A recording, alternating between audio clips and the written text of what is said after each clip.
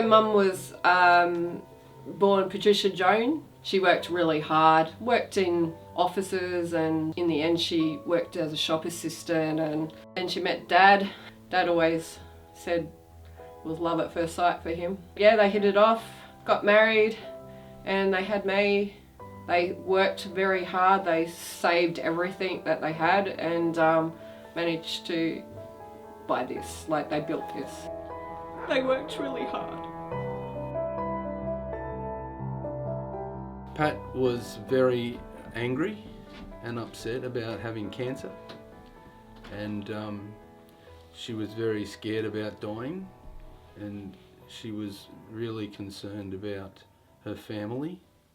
Mum was, in hospital on one of her many visits that she was there in the 18 months, and I walk in one day and there's Peter, and Mum was having a good old chat to him and having a laugh. I know that she spoke to Peter about her fears that she couldn't talk to Dad and I about, because it was just too hard to talk. You don't want to say goodbye,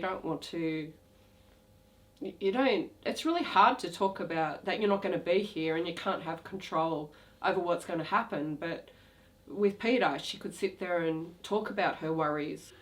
She was very sad about the thought of leaving them all, of course. And so she often shared with me her fears and her sadness and her anger about dealing with this terrible disease.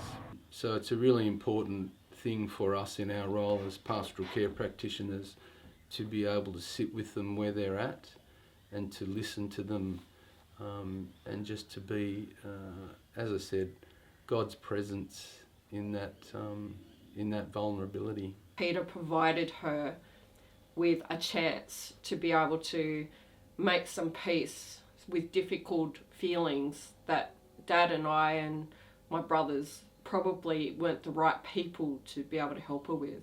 She felt very alone, even though we were always here.